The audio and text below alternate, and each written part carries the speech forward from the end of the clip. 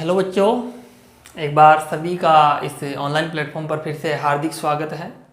विद्यार्थियों, जैसा कि आपको पता है कि आपका जो बीएससी बीएड पार्ट 1 का टाइम टेबल राजस्थान यूनिवर्सिटी के द्वारा जारी कर दिया गया है।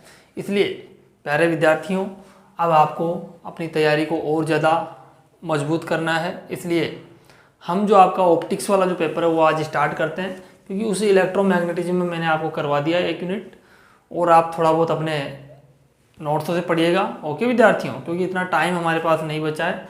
दूसरी बात, क्योंकि क्लासेज रेगुलर हो नहीं पा रही है, क्योंकि हमारे पास भी टाइम नहीं इतना, क्योंकि कॉलेज की क्लासेज बहुत सारे काम हमें रहते हैं, ऑफलाइन क्लासेज भी यहाँ पर रहती है।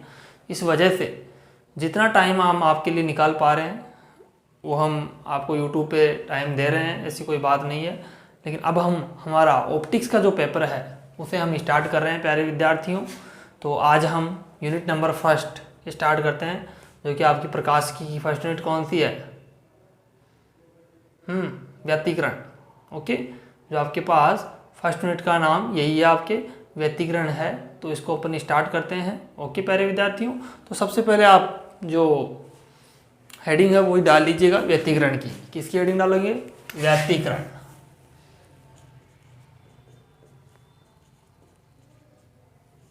हम मेन टॉपिक्स इसमें कवर करेंगे, ठीक है।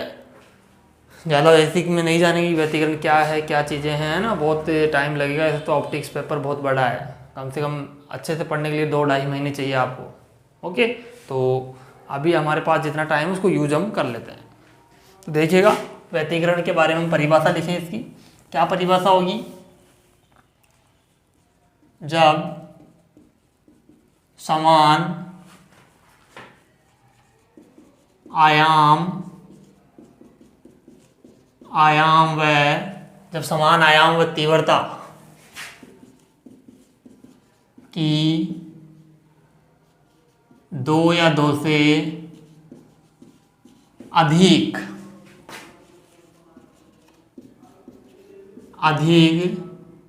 तरंगे एक ही दिशा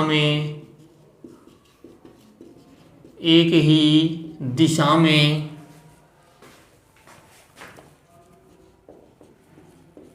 संचरित होती हुई किसी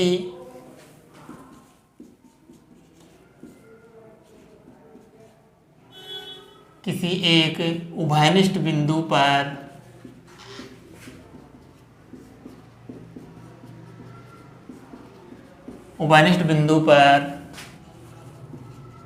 अध्यारोपित होती है तो माध्यम के किन्हीं बिंदुओं पर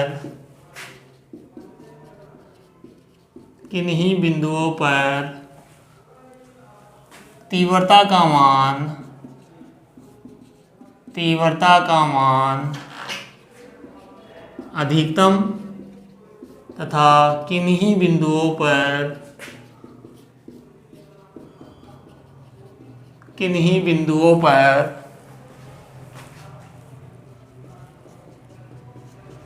तीव्रता का मान न्यूनतम प्राप्त होता है। तो प्रकाश की इस घटना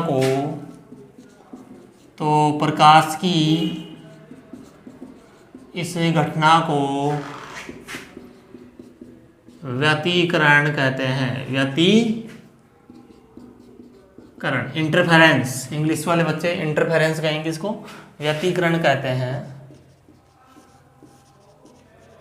ओके, आगे लिखेंगे, एरो साइन बनाइएगा, वो लिखेगा व्यतिकरण की घटना अध्यारोपण सिद्धांत पर आधारित है। अध्यारोपण सिद्धांत पर आधारित है। ओके, अब हम ये आगे इसका मैथमेटिकल एनालिसिस करते हैं, गणितीय विश्लेषण। लो हेडिंग डालेंगे तुम, व्यतिकरण का गणितीय विश्लेषण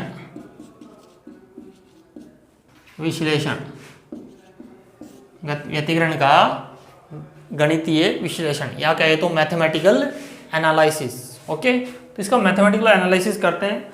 आप बच्चों ने इसको 12th क्लास के अंदर भी स्टडी किया होगा, है ना। वहाँ भी आपके व्यतिकरण का चैप्टर है, तो आपने वहाँ भी इसको पढ़ा होगा, इसलिए इजी टॉपिक है, एकदम आप समझ जाएंगे ऐसी मैं उम्मीद करता हूँ। तो देखिएगा, हम यहाँ कंसिडर करते हैं कि दो प्रकाश स्रोत हैं, light sources S1 and S2। इन दोनों प्रकाश सोर्सेज से या दोनों प्रकाश स्रोत से प्रकाश की तरंगें निकलेगी। तो मान लीजिए इसके द्वारा निकल रही है तरंग, S1 से ये तरंग निकल रही है जिसका पथ जो लंबाई है वो x1 है। इसी प्रकार S2 से भी एक तरंग निकलेगी जिसका पथ लंबाई x2 है, और ये दोनों किसी पॉइंट P पे जाके क्या हो रही है, अध्यारोपित हो रही है।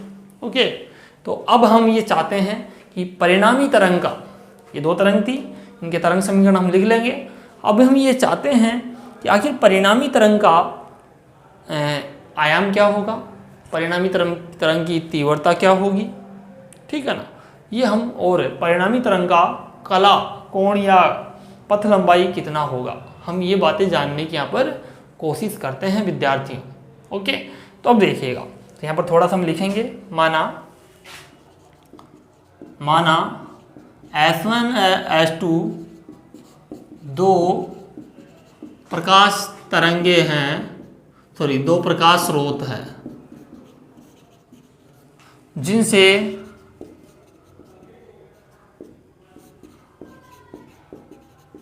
प्रकाश तरंगे उत्सर्जित होती है, जिनकी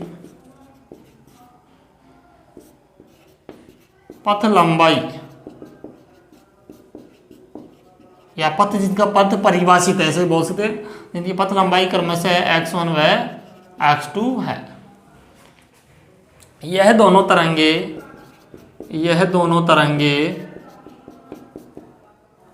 बिंदु P पर, जो कि एक उभयनिष्ठ बिंदु है, ध्यान रखिए, इसीलिए मैंने लिखा था उभयनिष्ठ बिंदु P पर अध्यारोपित होती है। अब हम ये भी जानते हैं कि तरंग का समीकरण हम कैसे लिखते हैं। तरंग फर्स्ट के लिए मैं समीकरण लिखूंगा, ऐसे तरंग सेकंड के लिए भी मैं समीकरण लिखूंगा। तो लिखेंगे S1 स्रोत से उत्सर्जित होने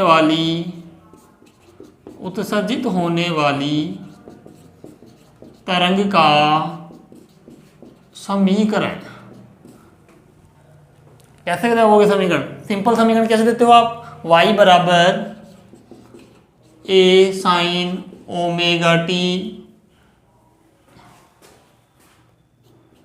के एक्स प्लस फाइव, ऐसे देते हैं, ओमेगा टी माइनस के एक्स प्लस फाइव। तो हम इसके लिए कैसे देंगे? S1 के लिए y1 मान लो, y1 इसका डिस्प्लेसमेंट है, और क्या आएगा देखो, a1 आयाम a1 है, एंड साइन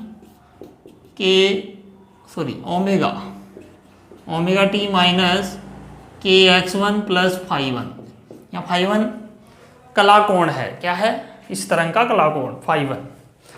तो इसको इक्वेशन नंबर 1। इसी प्रकार स्रोत S2 से उत्सर्जित होने वाली तरंग का समीकरण क्या दोगे? y2 a2 sine omega T minus k x2 plus five 2, equation number 2। एक बार यहाँ तक सभी बच्चे राइट डाउन करेंगे, इसके बाद हम आगे की बातें करते हैं।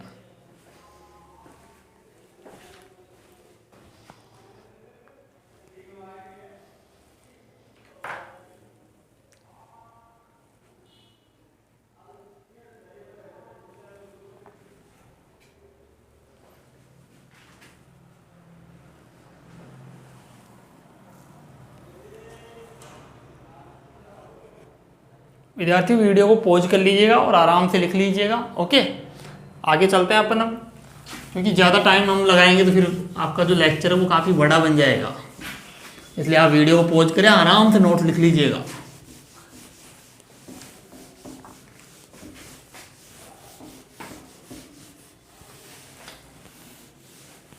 अब हमारे पास दोनों तरंगों की क्या आ गई है, समीकरण आ चुकी है। अब हम क्या करते हैं, अध्यारोपण का सिद्धांत लगाते हैं, बिकॉज जो व्यतिकरण है वो अध्यारोपण के सिद्धांत पर ही क्या है, आधारित है। ठीक है, तो देखिएगा प्यारे बच्चों, तो हम लिखेंगे अतः अध्यारोपण के सिद्धांत से, अध्यारोपण का सिद्धांत क्या होता है कि इनका जो विस्थापन है आप इसको ऐड कर सकते हैं। जो कहें तो अध्यारोपण का जो सिद्धांत है वो क्या होता है कि किसी बिंदु पर मान लीजिए बहुत सारी तरंगें आके मिल रही है, ऐसे है ना, तो बहुत सारी तरंगें आके मिलेगी, तो परिणामी जो विक्षोभ होगा वो प्रत्येक तरंग के विक्षोभ के सदिश योग के बराबर होता है। ठीक है, यानी आप उनका सबका सम करके उसके इक्वल कर सकते हैं। तो हमारे पास इतनी तरंग तो नहीं है, हमारे पास तो दो ही है ओनली, तो हम दो तरंगों का क्या देख रहे हैं, अध्यारोपण देख रहे हैं। तो अध्यारोपण करें इनका, तो y परिणामी मान लेता हूँ y बराबर y1 प्लस y2, कि y1 और y2 को ऐड करने पे मेरे पास परिणामी विस्थापन क्या आया, y आया है। ओके, ऐसे मैंने मान लिया है। इक्वेशन नंबर 3, ये किससे लिखा मैंने, अध्यारोपण के सिद्धांत से। ओके, अब बात करें आगे की, ये समीकरण 1 और 2 का मान समीकरण 3 में रखो। समीकरण 1 व 2 का मान समीकरण 3 में रखने पर, 3 में रख दें तो y इक्वल टू क्या आएगा, देखो y1 की वैल्यू है a1 sign omega T minus k x1 plus phi plus a2 sine omega T minus k x2 plus phi. Okay, then y equal to यहाँ से क्या होगा, अब आप यहाँ से डायरेक्ट लगा दीजिए, फॉर्मूला होता है एक, देखो कौन सा लिखना, सिंस हम जानते हैं कि साइन, एक बार इसको कॉमन फॉर्म में लिख लीजिए, एक बार सही फॉर्म में लिखो, a1 sign omega T minus k x1 minus फाई1, minus यहाँ से कॉमन ले लिया है मैंने, plus a2 sine omega T के x2 माइनस फाई2। इस डायग्राम को मैं यहाँ से हटा देता हूँ। अब देखिएगा आगे की बातें।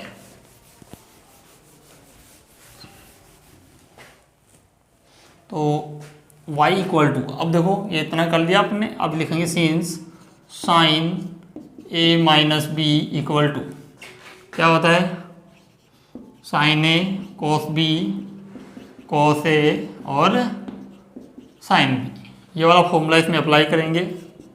तो a1 साइन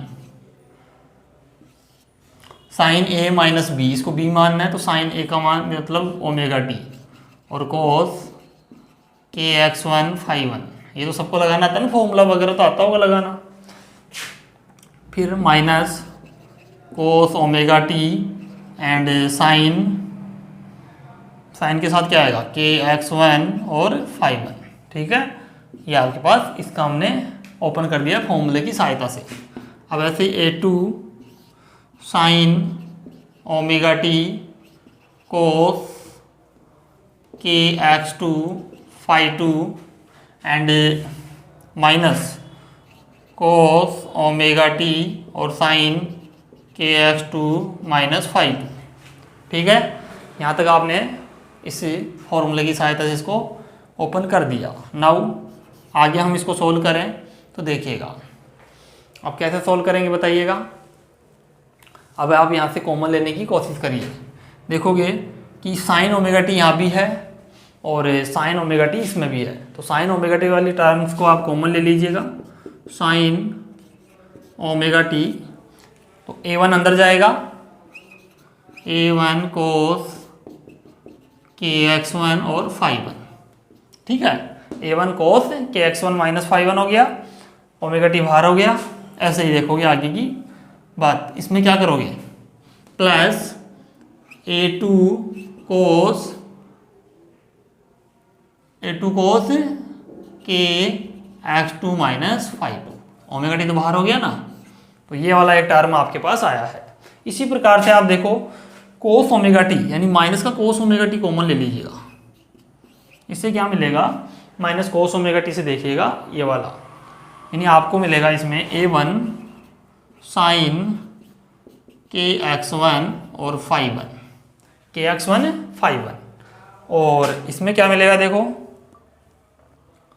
a1 a2 आ गया ना, हाँ इसमें देखो a2 आएगा, a2 साइन कोस वाला टर्म था ना, कोस ओमेगा टी बाहर करना है, ओके, kx2 और फाई टू, ये आपने लिख दिया है, ठीक है।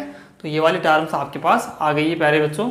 अब क्या करो, इसको आगे फिर से सोल्व करने की कोशिश करेंगे, तो इसके लिए हमें कुछ ना कुछ इनको कंसीडर करना पड़ेगा। ये वाली जो टर्म है, एक तो ये और एक ही वाली, क्या कंसीडर करें अपन इनको, मान लेते हैं साइन के साथ कोस आना चाहिए, ठीक है, तो हम मानेंगे, माना a1 कोस kx1 और phi one plus a2 cos kx2 phi two बराबर r cos theta, r cos theta, इसको आगे इक्वेशन नंबर 4 देंगे। इसी प्रकार उस वाला जो ब्रैकेट है उसको क्या कंसीडर करेंगे, a1 sine kx1 phi one plus a2 sine kx2 minus phi two r sine theta, equation number 5। एक बार आप यहाँ तक राइट करेंगे सभी बच्चे, उसके बाद हम आगे बढ़ते हैं, करिएगा विद्यार्थियों जल्दी से।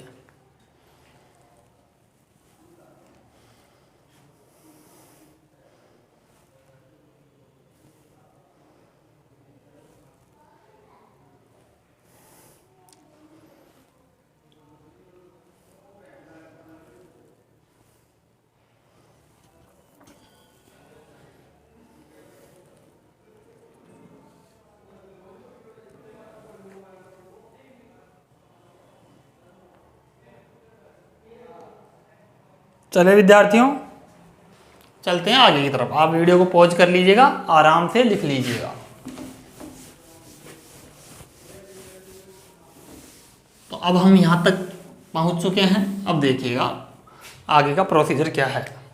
देखिएगा ये वैल्यूज अपन ने मानी है, तो इसको यहाँ पुट करिएगा, तो y equal to sine omega T, R को शुरू में ले लीजिएगा और कॉस थीटा, ठीक है, इसकी जगह आर कोस थीटा रखा, आर को मैंने शुरू में रख दिया है, माइनस ऐसे ही आर कोस ओमेगा टी और साइन थीटा, ठीक है। तो ये फॉर्मूला किसका बन रहा है बताइए मुझे, आर को कॉमन लो एक बार, sine omega t cos theta, फिर मैं कहूँ sine cos omega t sine theta. तो ये फॉर्मूला आपको सभी को पता है कि साइन ए माइनस बी का फॉर्मूला होता है ये, साइन ए माइनस बी, तो ए का मीन्स ओमेगा टी और बी का मीन्स थीटा। तो आपके पास जो आ गया है वाई बराबर R sine omega T minus theta. तो आप देख रहे हैं ये जो समीकरण आया है ये परिणामी तरंग का समीकरण है। इसका समीकरण है कि दोनों तरंगे जब अध्यारोपित होके एक उभयनिष्ठ बिंदु पे जाके मिली थी तो वहाँ पर उनका अध्यारोपण हुआ था, और अध्यारोपण से एक नई तरंग वहाँ पर बन गई थी दोनों के मिक्सर से, और दोनों के मिक्सर से जब अध्यारोपित होकर एक तरंग बनी तो उसका जो समीकरण है वो ये वाला आया है, ठीक है प्यारे बच्चों। तो इसको आपको अच्छे से माइंड में सेट कर लेना है। देखेंगे यहाँ जो आर है वो आर क्या है, परिणामी तरंग का आयाम, परिणामी तरंग का आयाम, एंड वाई क्या है, परिणामी तरंग का विस्थापन, परिणामी तरंग का विस्थापन, and sign omega T minus theta क्या है, परिणामी तरंग की कला, परिणामी तरंग की कला, ओके प्यारे बच्चों, यहाँ तक एक बार लिखें, उसके बाद आगे बढ़ते हैं। उम्मीद करता हूँ प्यारे बच्चों को समझ आ रही होंगी बातें, एकदम बेसिक चीज़ है, कर सकते हैं। यहाँ तक लिखिएगा, फिर उसके आगे हम बढ़े। देखिएगा इसके आगे अपन क्या करते हैं।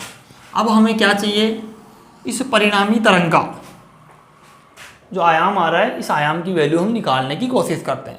तो हम क्या करें, मैं इक्वेशन 4 और 5 का यदि स्क्वायर करके ऐड कर दूं तो आप देखोगे आर स्क्वायर आ रहा है, cos square plus sine square क्या हो जाएगा 1, तो यहाँ से आर स्क्वायर की वैल्यू निकल जाएगी। ठीक है, ऐसा कर दे। ठीक है, तो लिखेंगे कि समीकरण 4 का स्क्वायर प्लस समीकरण 5 का स्क्वायर कर देते हैं।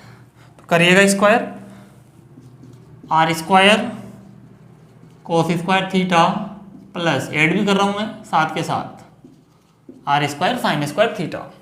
इधर से देखिएगा, इनको करें तो a1 cos kx1 phi1 plus a2 cos kx2 phi2 का स्क्वायर प्लस नीचे वाला टर्म देखो a1 sine kx1 phi1 plus a2 sine kx2 phi2। ठीक है, इसको वैल्यू को आप ब्रैकेट में बंद करके इसके स्क्वायर लगा दीजिएगा। ठीक है, अब देखो यहाँ से आर स्क्वायर क्या आ रहा है, कॉमन आ रहा है, कोस स्क्वायर थीटा और साइन स्क्वायर थीटा ब्रैकेट में आपके पास बच जाएगा। इधर देखोगे a1 स्क्वायर कोस स्क्वायर आएगा, फिर a2 स्क्वायर, तो इनको ओपन कर लो, a1 square cos square kx1 phi1 plus a2 square cos square kx2 phi2 plus 2a1 a2 cos kx1 phi1 और कोस kx2 माइनस phi2।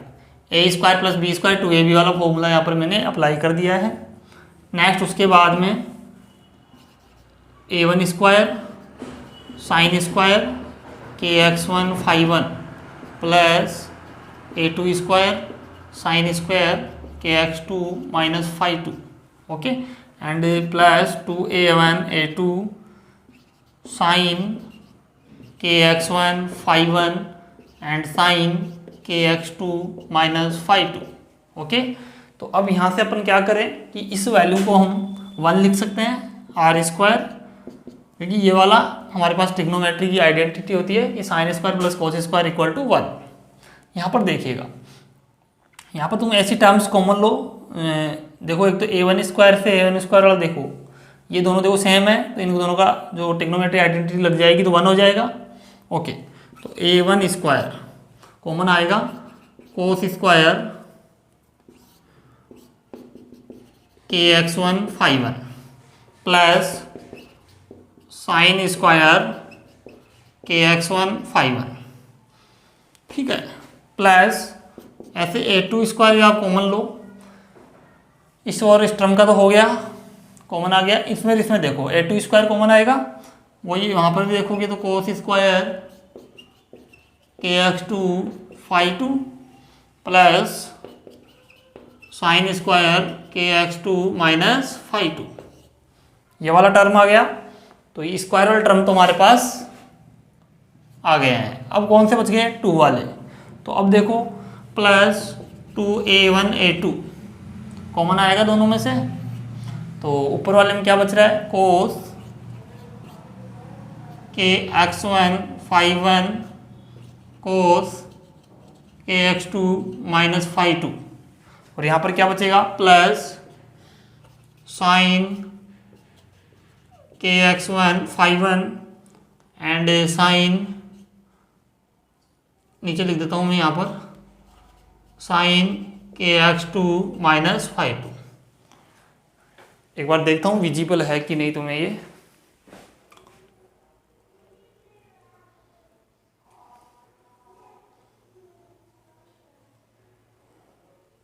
ये नीचे वाला विजिबल नहीं हुआ है आपको, कोई दिक्कत नहीं है, आप इसको यहाँ लिख दीजिएगा। साइन वाला टर्म ही है ना ये, साइन के x one minus five one आ गया एंड साइन के एक्स टू वाला आएगा, तो यहाँ पर आप खुद लिख देंगे साइन के x two minus five two. इतना गणित तो आप बच्चों को आता ही है, ऐसा कोई दिक्कत थोड़ी ना है। वैसे तुम गणित में माहिर बच्चे हैं सारे। यहाँ तक आप राइट डाउन करें फटाफट जल्दी से, फिर आगे की तरफ हम बढ़ते हैं।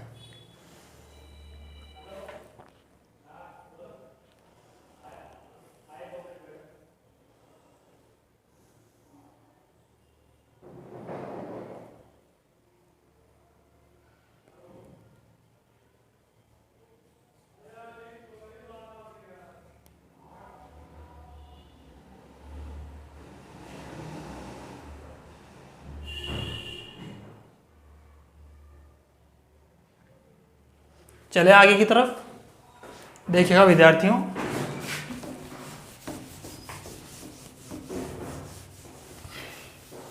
अब देखिएगा इधर वाला कि आर स्क्वायर की जो वैल्यू है वो देखो कितनी आएगी। इसका वैल्यू कितना हो गया 1, तो हमारे पास आया a1 स्क्वायर, अगले का भी 1 a2 स्क्वायर। ठीक है, फिर देखिएगा 2a1 a2, अपने पास ब्रैकेट में है कोस, एक बार इसको इधर लिख लेते हैं, के एक्स वन 5 1 कोस के एक्स टू 5 2। ठीक है, इसको भी मैं थोड़ा सा हटा देता हूँ यहाँ से ताकि लॉन्ग स्टेप में ही काम हो जाए।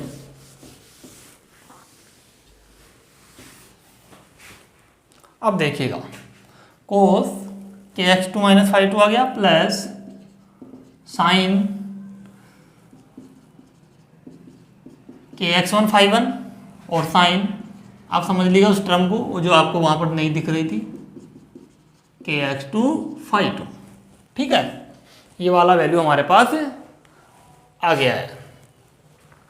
अब देखो तो आर स्क्वायर बराबर a1 square a2 square plus 2a1 a2, ये देखो किसका फॉर्मूला बन रहा है, देखिए बताएं मुझे, कोस ए कोस बी साइन ए साइन बी, तो ये किसका बना, कोस ए माइनस बी का।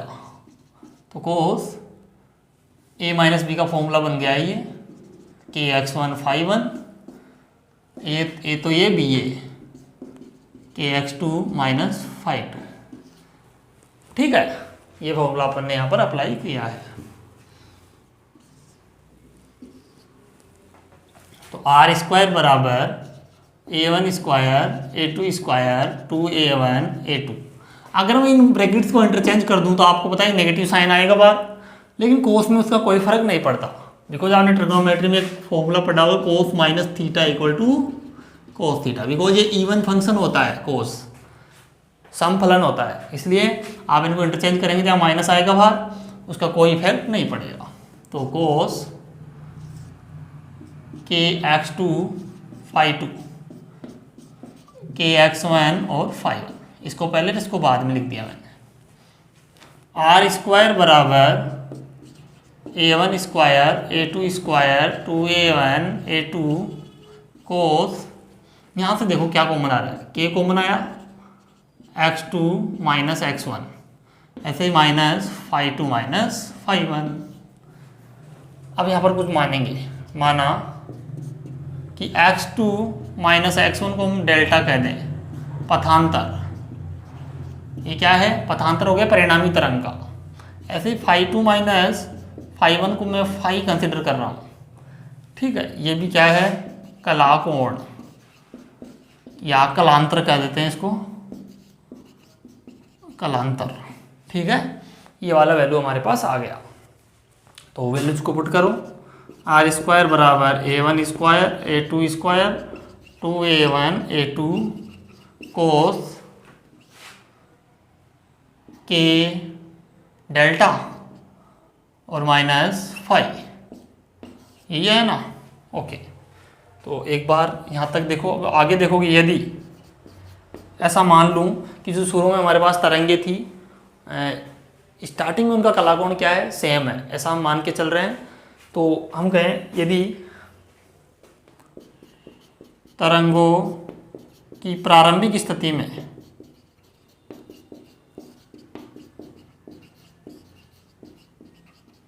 कला कोण समान हो, यानी कि φ1 बराबर क्या हो φ2, दोनों का कला कोण सेम हो। इट मीन्स φ1 की जगह φ2 रखो तो फाई क्या आ जाएगा, जीरो आ जाएगा ना। That means φ equal to zero. तो फाई की वैल्यू हम यहाँ पर जीरो रखेंगे। एक बार आप यहाँ तक राइट डाउन करेंगे।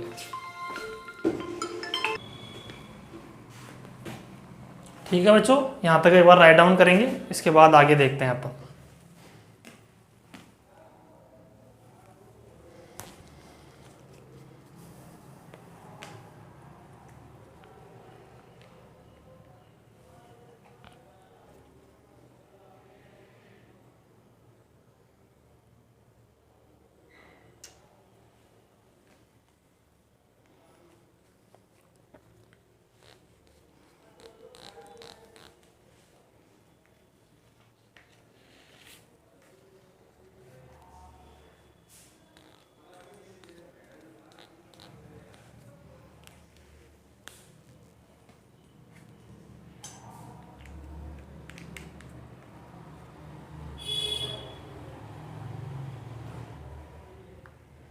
चले आगे देखिएगा।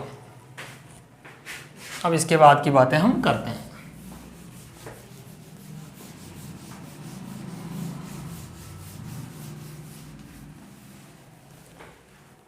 अब देखो,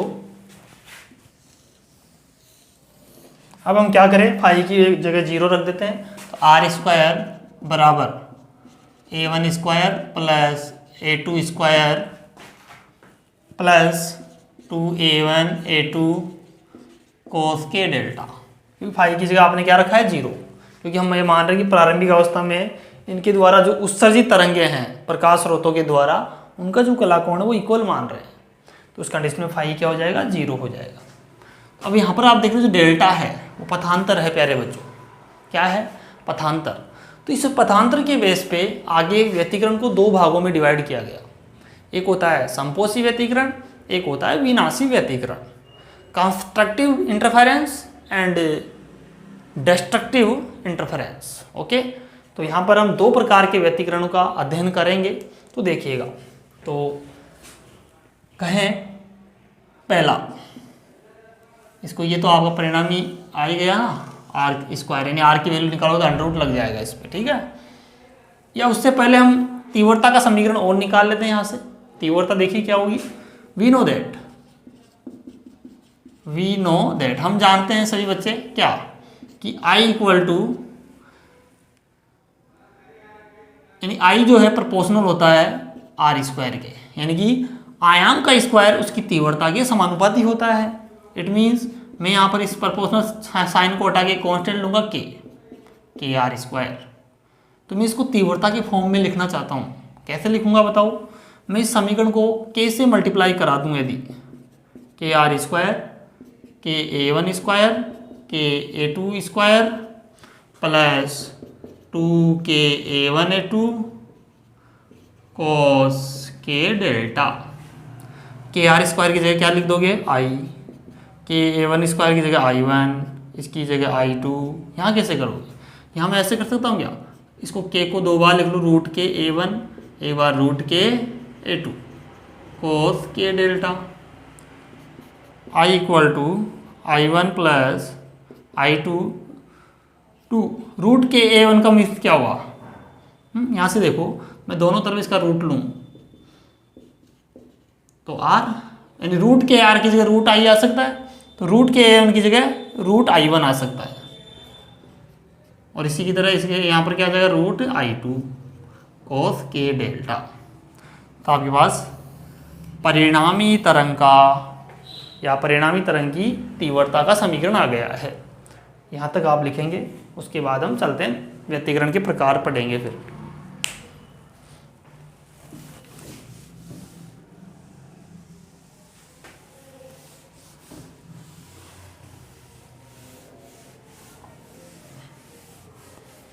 अब देखिएगा, पहला हम पढ़ते हैं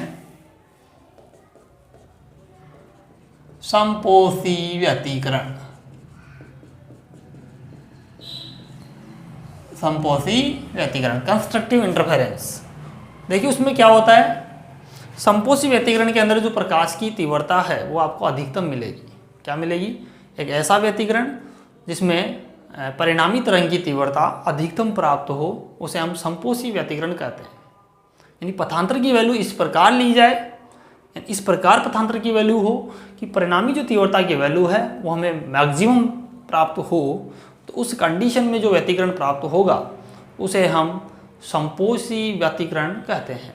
ओके, तो देखिएगा, लिखेंगे पहले हम इसका पथांतर डिफाइन करते हैं। तो संपोषी व्यतिकरण के लिए जो पथांतर की वैल्यू है डेल्टा की, वो हम लेते हैं एन लेमडा। क्या लेते हैं? एन लेमडा, जहाँ पर एन की वैल्यू 0, 1, 2, 3 पूर्णांक होनी चाहिए। अगर मैं यहाँ से कोस के डेल्टा की बात करूँ तो कोस के का वैल्यू हम जानते हैं 2π/λ होता है, ये भी याद रखा करो। के और लेमडा में संबंध ये होता है, तो के की जगह क्या रख दिया 2π/λ, डेल्टा की जगह हमने क्या माना एन लेमडा। लेमडा से lambda cancel out, cos 2πn।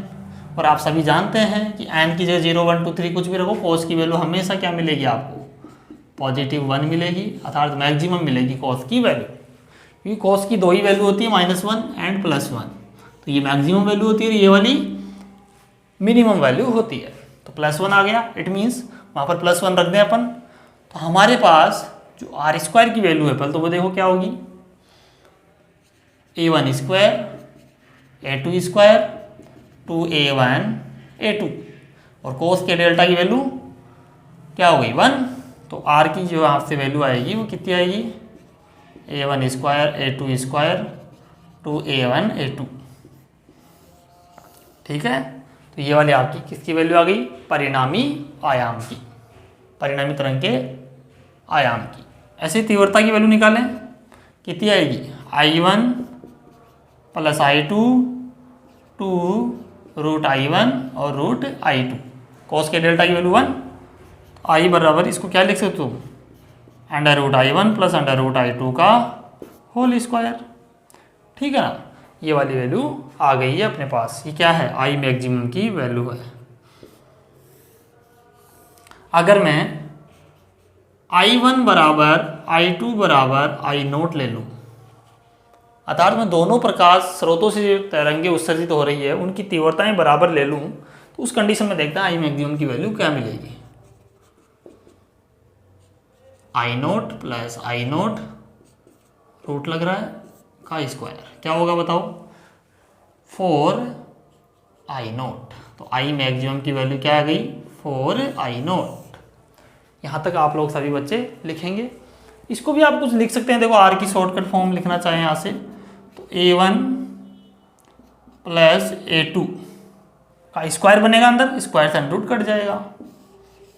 I बराबर A1 + A2, सॉरी R बराबर। ठीक है, तो ये आपका संपोषी व्यतिकरण के बारे में हमने चर्चा की। तो लिखेंगे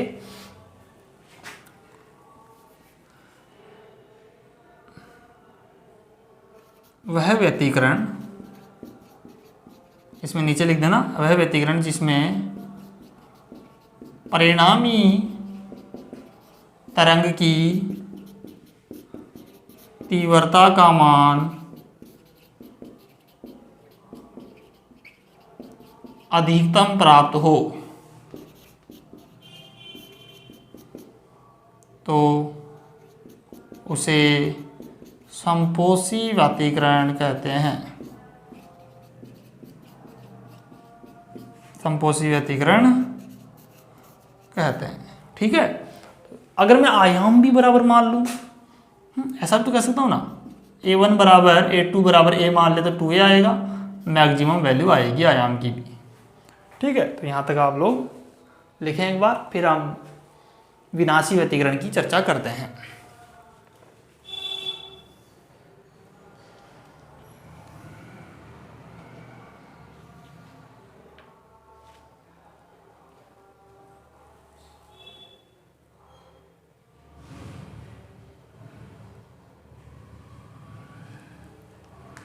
चले आगे, देखिएगा।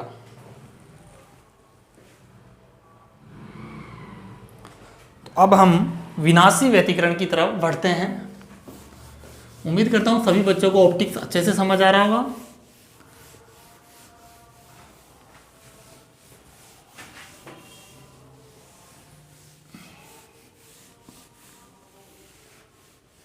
अब हम बात करेंगे विनाशी व्यतिकरण।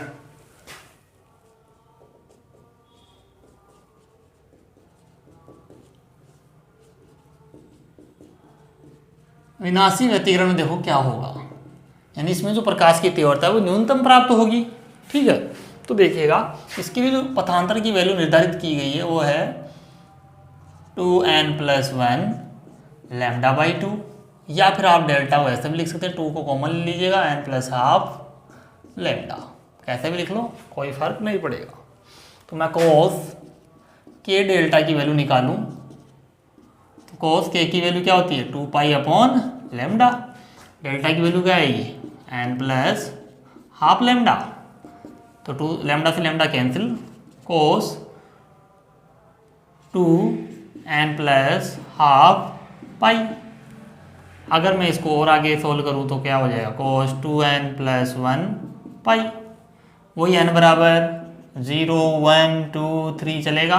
तो इस कंडीशन में आप देखते हो कोस के अंदर यदि विषम गुणज हो तो उस कंडीशन में कोस की वैल्यू क्या आती है, नेगेटिव वैल्यू हमें प्राप्त होती है।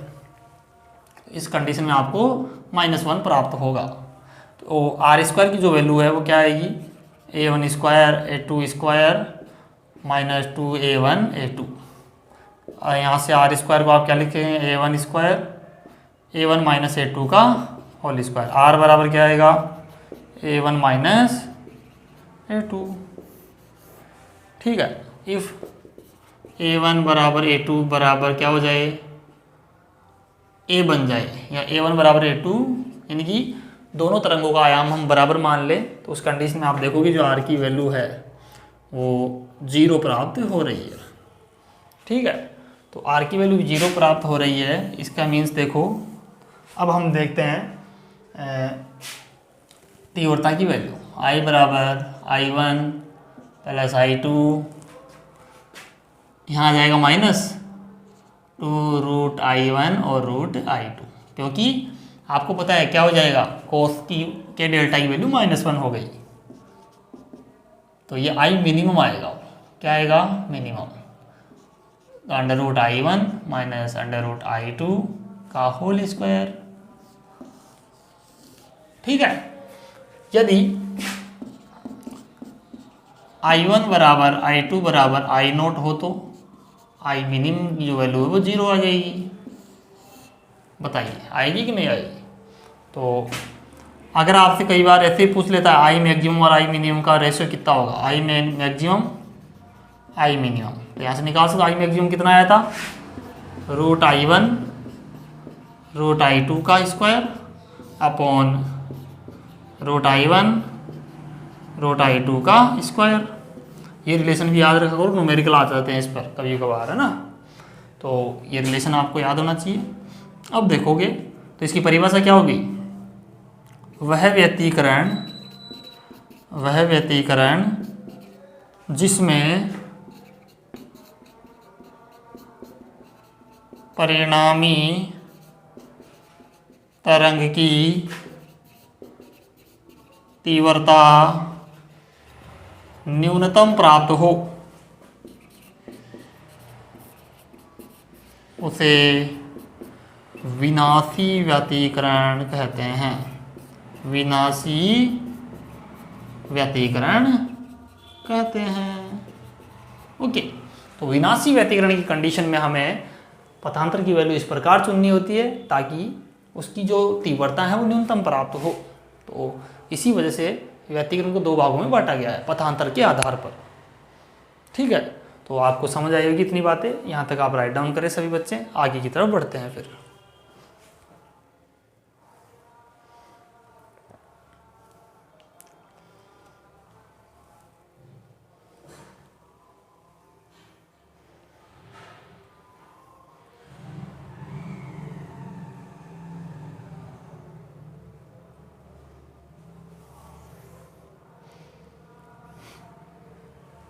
आगे की बातें करें। देखिएगा प्यारे बच्चों, अब हम व्यतिकरण का जो ऊर्जा वक्र आरेख है वो बनाते हैं। क्वेश्चन आ सकता है, व्यतिकरण के ऊर्जा वक्र आरेख को समझाइए।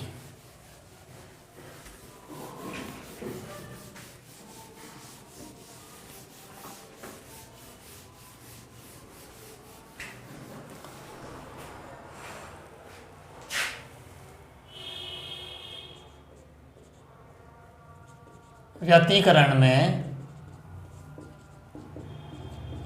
ऊर्जा वितरण आरेख, तो देखो कैसे बनाओगे ऊर्जा वितरण आरेख।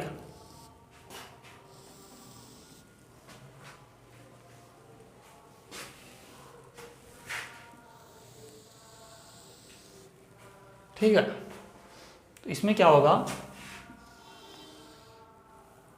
देखिएगा, ये इसका मिड पॉइंट है इस वाले वक्र का। ठीक है, तो यहाँ पर मैं मैक्सिमम मान लेता हूँ। मैक्सिमम कितनी आई थी तीव्रता 4I0। अगर मैं इसकी माध्य तीव्रता मिड की बात करूँ तो 2I0 हो जाएगी। ठीक है, यहाँ पर 0 होगा, पाई, 2 पाई, 3 पाई, 4 पाई, 4 तक ले लेते हैं, बहुत काफ़ी है। तो -पाई, -2 पाई, -3 पाई और -4 पाई। अब हमें पता है कोस के लिए हमने देखा था 2n पाई, इन पे देख रहे थे अपन, तो इनकी वैल्यू हमेशा पॉजिटिव 1 आ रही थी, मैक्सिमम जा रही थी तीव्रता। तो कोस 0, कोस 2 पाई, कोस 4 पाई, इन पे वैल्यू क्या जाएगी, मैक्सिमम जाएगी।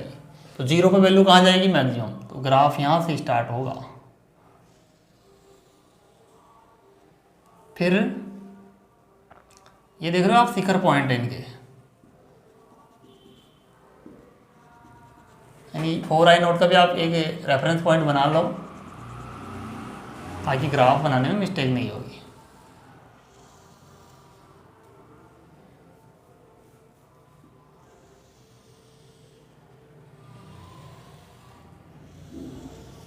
ठीक है, ऐसा चलता रहेगा।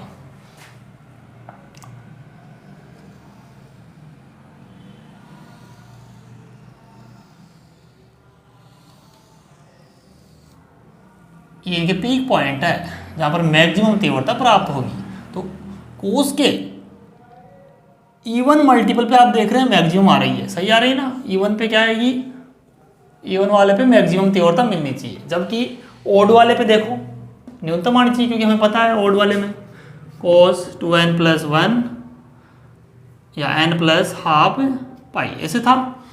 ठीक है, तो ये आप देख रहे हैं कोस की वैल्यू के आधार पे, यानी कि पथांतर की जो वैल्यू हमने चुनी थी उसके आधार पे हमने वक्र बना दिया है। ठीक है, क्योंकि कोस का वक्र यहाँ ऐसे ही तो स्टार्ट होता है। ठीक है ना, तो ये ऊर्जा वितरण वक्र है किसका, व्यतिकरण का। तो यहाँ पर आपको थोड़ी बातें लिखनी है। क्या लिखेंगे कि व्यतिकरण के ऊर्जा वितरण वक्र आरेख से स्पष्ट है कि व्यतिकरण में ऊर्जा का ह्रास नहीं होता, ऊर्जा का ह्रास नहीं होता है, बल्कि ऊर्जा का मान, बल्कि ऊर्जा न्यूनतम तीव्रताओं के, बल्कि ऊर्जा न्यूनतम तीव्रताओं के बिंदुओं से अधिकतम तीव्रताओं के बिंदुओं की ओर स्थानांतरित होती है, स्थानांतरित होती है। इट मीन्स, इसका मीन्स क्या हुआ कि व्यतिकरण के अंदर जो है ऊर्जा का ह्रास नहीं होता है, जबकि जो न्यूनतम तीव्रता की बिंदु है इन पर ऊर्जा कम रहेगी। इसका मतलब यहाँ की ऊर्जा कहाँ गई, यहाँ की ऊर्जा उच्चतम बिंदुओं पर स्थानांतरित हो गई, जिसकी वजह से तीव्रता का मान मैक्सिमम प्राप्त हो रहा है ना। तो यहाँ पर कम, फिर यहाँ पर ज़्यादा, यहाँ पर कम, यहाँ पर ज़्यादा, ऐसे यहाँ की जो तीव्रता है यानी यहाँ की जो ऊर्जा है वो कहाँ चली गई, मैक्सिमम पॉइंट पे चली गई। इट मीन्स यहाँ पर ऊर्जा का हार्स नहीं होता है, ऊर्जा का लॉस नहीं होता है। अर्थात हम कह सकते हैं कि यहाँ पर ऊर्जा संरक्षण के नियम का पालन होता है, बिकॉज ऊर्जा को ना तो नष्ट कर सकते हैं और ना ही हम बना सकते हैं। ओके, इसका मतलब व्यतिकरण जो है ऊर्जा संरक्षण के नियम का पालन करता है। तो लिखेंगे अतः यहाँ ऊर्जा संरक्षण के नियम का पालन होता है। आगे लिख देना जिसके अनुसार ऊर्जा को न तो नष्ट किया जा सकता है और न ही ऊर्जा का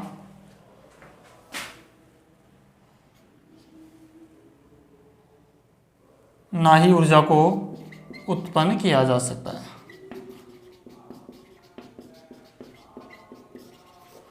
ठीक है, इसको आप ओनली रूपांतरित कर सकते हैं ऊर्जा को, ताकि ना तो नष्ट कर सकते हैं ना ही उत्पन्न कर सकते हैं।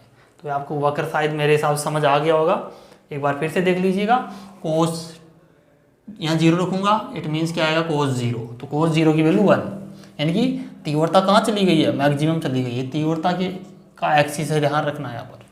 ठीक है, और ये वाला आपका जो वैल्यू रखते जा रहे हैं ना, यानी कि वो वाला है। ठीक है, यानी कि ये पथांतर वाला। ठीक है, तो यहाँ पर आप ऐसा तीव्रता का जो ग्राफ है वो बना रहे हैं, ऊर्जा वितरण वक्र। ठीक है, तो समझ आ गया होगा कि पाई 3 पाई पे, ऐसे 5 पाई पे, ऐसे ही 7 पाई पे नेगेटिव आएगा, क्योंकि कोस का ओड मल्टीपल है, यानी विषम वैल्यू। यहाँ पर कोई भी विषम वैल्यू आप रखोगे तो कोस की विषम वैल्यू के लिए उसकी वैल्यू क्या आएगी, माइनस आएगी, और सम वैल्यूज के लिए प्लस आएगी। ये तो आप छोटी क्लासों से जानते हैं। तो यह कोस का ग्राफ आप जानते हैं, यहाँ से स्टार्ट होता है साइन का, जबकि यहाँ से होता है साइन का। अगर साइन का ये टर्म साइन का होता तो ग्राफ ऐसे नहीं आता, कोस की वजह से ऐसा ग्राफ आ रहा है। ठीक है, तो ये ग्राफ आप बना लेंगे, ऐसा मैं उम्मीद करता हूँ। अब बात आती है विद्यार्थियों आगे की। आज के लेक्चर में हम इतना ही करेंगे। अब आगे हम पढ़ेंगे स्थायी व्यतिकरण के लिए क्या क्या वो कंडीशंस होने चाहिए जिससे कि व्यतिकरण बहुत अच्छा हो सके, स्थायी हो सके। ठीक है, तो नेक्स्ट लेक्चर में हम वही देखेंगे, और इसी प्रकार हम इस यूनिट को बहुत जल्द ख़त्म करेंगे, और फिर जितना पॉसिबल होगा हम ऑप्टिक्स को पूरा करने की कोशिश करेंगे। ओके, तो उम्मीद करता हूँ ये लेक्चर आपको समझ आया होगा। फिर भी कोई चीज़ समझ ना आई हो तो आप नीचे कमेंट बॉक्स में पूछ सकते हैं। अपना ऐप है, ऐप को डाउनलोड कर सकते हैं, वहाँ से भी आप चैट ऑप्शन के माध्यम से पूछ सकते हैं। ओके विद्यार्थियों, तो आपका टाइम टेबल आ चुका है, पढ़ाई पे लग जाइएगा, एक परफेक्ट स्ट्रेटजी बना लीजिएगा। और कोई भी डाउट हो, कोई भी हेल्प चाहिए तो आप मुझे कॉल कर सकते हैं, व्हाट्सएप नंबर पे मैसेज कर सकते हैं, या फिर अपने ऐप के अंदर चैट ऑप्शन के माध्यम से अपना डाउट क्लियर कर सकते हैं।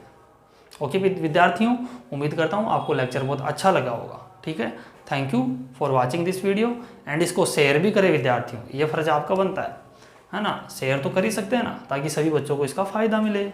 आपके जो भी रिलेटिव है, कोई भी आपका फ्रेंड है जो बीएससी बीएड का तैयारी कर रहा है, उसको आप भेज दीजिएगा, ताकि उसका भी फ़ायदा होगा। ठीक है, okay, thank you for watching this video.